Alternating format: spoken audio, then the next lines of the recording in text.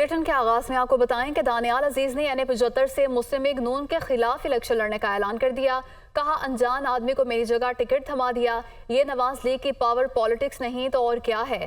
Ticket न देने पर क़यादत से कोई बात नहीं की। अहलिया भी आज़ाद हैसियत से इलेक्शन में हिस्सा लेंगी। दानियाल अजीज ने NA-75 से मुस्लिम लीग नून के खिलाफ इलेक्शन लड़ने का ऐलान कर दिया। कहा, अनजान आदमी को मेरी जगह टिकट थमा दिया। ये नवाज लीग की पावर पॉलिटिक्स नहीं तो और क्या है। टिकट ना देने पर क़यादत से कोई बात नहीं की। अहलिया भी आज़ाद हैसियत से इलेक्शन में हिस्सा लेंगी। आपको बता रहे हैं कि दानियाल अजीज ने NA-75 से मुस्लिम लीग नून के खिलाफ इलेक्शन लड़ने का ऐलान कर दिया। मुस्लिम लीग नून ने रावलपिंडी, गुजरांवाला और दीगर अजला के लिए उम्मीदवारों का ऐलान कर दिया। NA-76 से एहसन इकबाल, NA-71 से ख्वाजा आसिफ उम्मीदवार होंगे। NA-100 से राना सनाउल्लाह, NA-102 से आबिद शेर अली, NA-104 से राजा रियाज मैदान में उतरेंगे। NA-114 से राना तनवीर हुसैन और NA-115 से जावेद लतीफ़ को टिकट मिल गया। NA-56 से हनीफ अब्बासी, NA-57 से दानियाल चौधरी, NA-78 से खुरम दस्तगीर उम्मीदवार होंगे। NA-108 से फैसल साले हयात, NA-111 से चौधरी बरजीज ताहिर इलेक्शन में हिस्सा लेंगे। NA-48 से डॉक्टर तारिक फजल चौधरी और NA-83 से मोहसिन शाहनवाज रांझा किस्मत आजमाएंगे। सायरा अफजल तालड़ और नौशीन इफ्तिखार को भी पार्टी टिकट जारी कर दिया गया है। मुस्लिम लीग नून ने रावलपिंडी, गुजरांवाला और दीगर अजला के लिए उम्मीदवारों का ऐलान कर दिया है। MQM पाकिस्तान ने कराची से कौमी असम्बली की नशिस्तों पर पार्टी उम्मीदवारों की हतमी फहरिस्त जारी कर दी। 18 नशिस्तों पर MQM के 16 उम्मीदवार मैदान में उतरेंगे, जबकि कराची में 10 सूबाई हलकों से दस्तबरदार होने का फैसला किया गया है। आम इंतखाबात में कराची से कौमी असम्बली के नशिस्त NA-232 से आसिया इसहाक, NA-233 से जावेद हनीफ MQM के उम्मीदवार होंगे। NA-234 से अबू बकर, NA-235 से इकबाल महसूद और NA-236 से हसन साबिर MQM के टिकट पर इलेक्शन लड़ेंगे। NA-237 के नशिस्त से रऊफ सिद्दीकी, NA-238 से सादिक इफ्तिखार और NA-240 से अरशद वोहरा MQM के उम्मीदवार होंगे। NA-241 जिला जुनूबी से डॉक्टर फारूक सत्तार इंतखाबी मैदान में उतरेंगे। NA-242 जिला केमाड़ी से मुस्तफा कमाल उम्मीदवार होंगे। NA-243 से हुमायूं उस्मान को इलेक्शन लड़ाया जाएगा। NA-244 से डॉक्टर फारूक सत्तार, NA-245 से हफीजुद्दीन, NA-246 से अमीनुल हक और NA-247 से मुस्तफा कमाल पार्टी के उम्मीदवार होंगे। NA-248 जिला बस्ती से डॉक्टर खालिद मकबूल सिद्दीकी, NA-249 से अहमद सलीम सिद्दीकी, NA-250 से फरहान चिश्ती उम्मीदवार होंगे। MQM की जानिब से 2024 के आम इंतखाबात के लिए लियारी से किसी उम्मीदवार को कौमी असम्बली का टिकट जारी नहीं किया गया। MQM ने कराची में 10 सूबाई हलकों से दस्तबरदार होने का फैसला कर लिया है। कराची में कौमी असम्बली की 5 नशिस्तें इत्तेहादी जमातों को देने पर MQM ने इत्तेफाक कर लिया। मीरपुर खास, सखर, नवाब शाह की सूबाई नशिस्तों पर MQM उम्मीदवार नामजद करेगी। सखर, नवाब शाह, मीरपुर खास की कौमी नशिस्तों पर इत्तेहादी जमातों के उम्मीदवार होंगे। अहम खबर यह है कि बानी PTI के खिलाफ 9 मई के 12 मुकदमात की समाअत अदालत ने पुलिस के जिस्मानी रिमांड की इस्तदा खारिज कर दी। बानी PTI को 14 रोज़ा जुडिशल रिमांड पर भेज दिया गया। केस की समाअत इंसदाद दहशतगर्दी अदालत के जज मलिक एजाज आसिफ ने अडयाला जेल में की। बानी PTI के खिलाफ 9 मई के 12 मुकदमात की समाअत अदालत ने पुलिस के जिस्मानी रिमांड की इस्तदा खारिज कर दी। बानी PTI को 14 रोज़ा जुडिशल रिमांड पर भेज दिया गया, जबकि केस की समाअत इंसदाद दहशतगर्दी अदालत के जज मलिक एजाज आसिफ ने अडयाला जेल में की। इस्लामाबाद हाईकोर्ट ने साइफर केस में हुक्म इम्तना खत्म कर दिया। इस्लामाबाद हाईकोर्ट ने 14 दिसंबर के बाद होने वाली तमाम कार्रवाई कलअदम करार दे दी।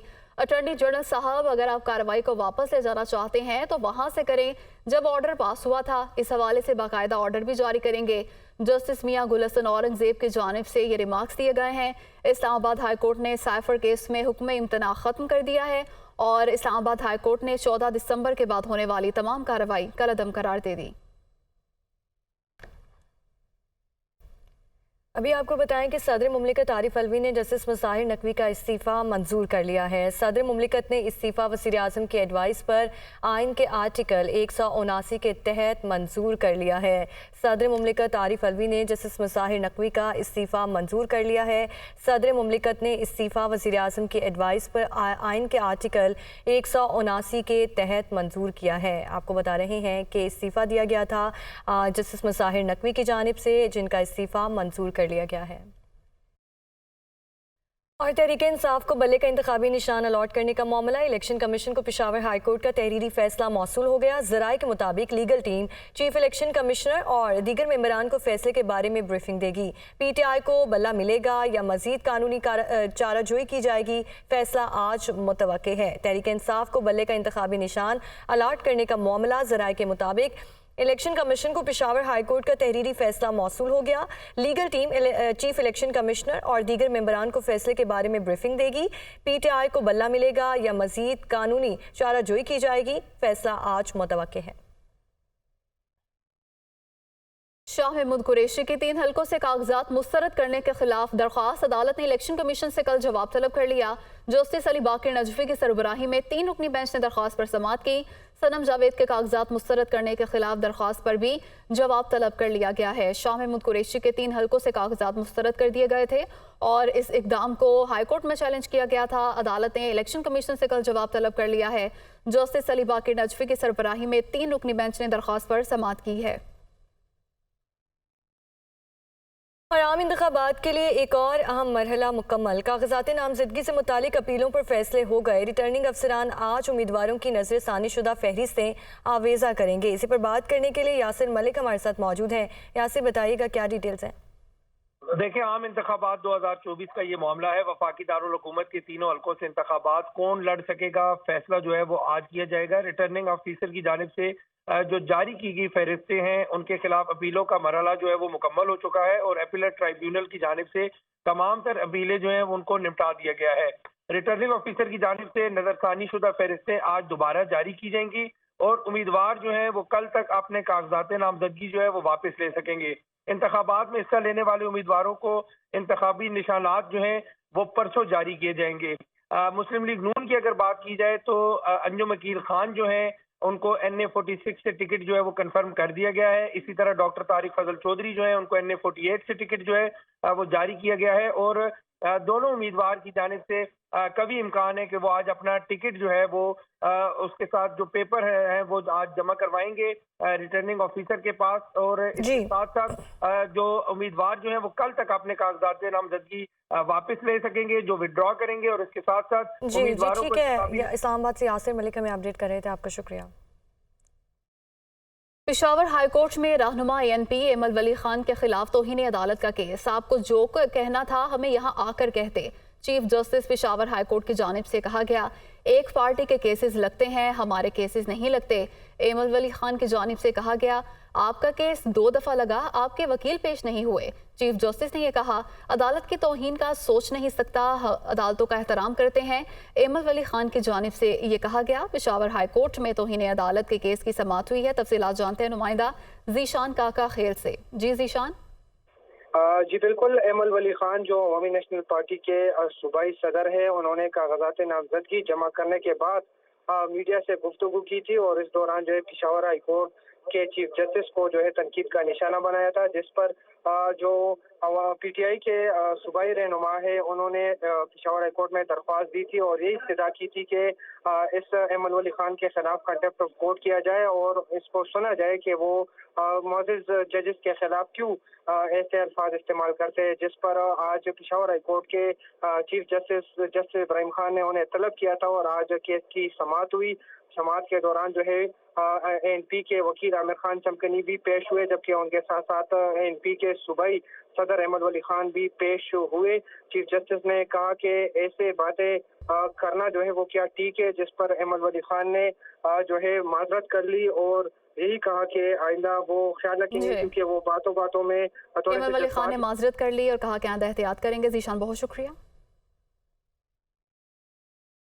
ANP के रहनुमा एमल वली खान ने कहा है कि अदालत में जो कुछ हुआ वो सबके सामने है। अल्फाज के हवाले से मैं शायद थोड़ा तेज़ हो गया हूँगा, जो बात की वो ज़बान ज़द-ए-आम है। हमसे अदालती तौहीन की तवक्को भी ना रखें, हमने अदलिया की आज़ादी के लिए खून दिया। चीफ जस्टिस साहब शायद कुछ वजाहत करना चाहते थे। आपको बता रहे हैं कि अदालत में जो कुछ हुआ सबके सामने है।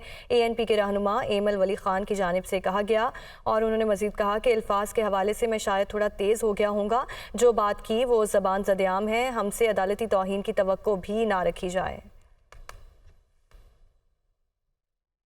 Welcome back. तहरीक इंसाफ को बल्ले का इंतखाबी निशान अलॉट करने का मामला। इलेक्शन कमीशन ने पेशावर हाई कोर्ट के फैसले पर इब्तदाई मुशावरत मुकम्मल कर ली। पेशावर हाई कोर्ट का फैसला चैलेंज करना है या नहीं, ताहल फैसला नहीं हो सका। इसी पर बात करने के लिए इस्लामाबाद से वकार सैयद हमारे साथ मौजूद हैं। वकार, बताइए। तहरीक इंसाफ को बल्ले के जो इंतखाबी निशान है उसकी अलॉटमेंट का ये मामला है, जिसमें जो हमारे जराए हैं वो ये बता रहे हैं कि इलेक्शन कमीशन की लीगल टीम ने जो है वो इब्तिदाई मुशावरत जो है मुकम्मल कर ली है और इलेक्शन कमीशन के मेंबरान को भी उससे आगाह कर दिया गया है। और जो हमारे जराए हैं वो ये बता रहे हैं कि इलेक्शन कमीशन की लीगल टीम ने पेशावर हाई कोर्ट का फैसला चैलेंज करने की जो है वो तजवीज़ दी है। ताहम पेशावर हाई कोर्ट का जो फैसला है उसको चैलेंज करना है या नहीं, इससे मुतल्लिक अब तक कोई जो फैसला है वो नहीं हो सका।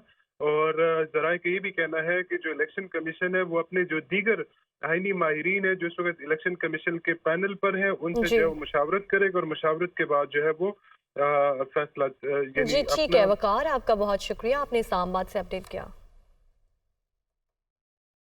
पेट्रोलियम सेक्टर समेत दीगर मुनाफा बख्श इदारों के शेयर्स फरोख्त करके $1 अरब से ज़ायद हासिल करने की तजवीज़। OGDCL पाकिस्तान पेट्रोलियम लिमिटेड समेत 7 इदारों के शेयर्स फरोख्त करने की तजवीज़ की गई है। तफसीलात जानते हैं नुमाइंदा मुदस्सिर अली राना से। जी मुदस्सिर। जी, ज़राए वज़ारत खजाना की जानिब से बताया गया है कि पेट्रोलियम सेक्टर समेत जो दीगर मुनाफा बख्श अदारे हैं उनके शेयर्स फरोख्त करके $1 अरब से ज़ायद का ज़र मुबादला ज़खायर को तक़वियत देने का प्लान बनाया गया है। जो मुझे ज़राए वज़ारत खजाना की जानिब से बताया गया है, OGDCL Pakistan petroleum limited, government holding private limited समेत जो दीगर मुनाफा बख्श अदारे हैं उनके शेयर फरोख्त किए जाएंगे और ये आलमी मार्केट और मकामी मार्केट दोनों मार्केट में फरोख्त किए जाएंगे। लेकिन जो अभी प्लान बनाया जा रहा है वो ज्यादातर शेयर फरोख्त करने के लिए आलमी मार्केट की तरफ पाकिस्तान का रुझान है।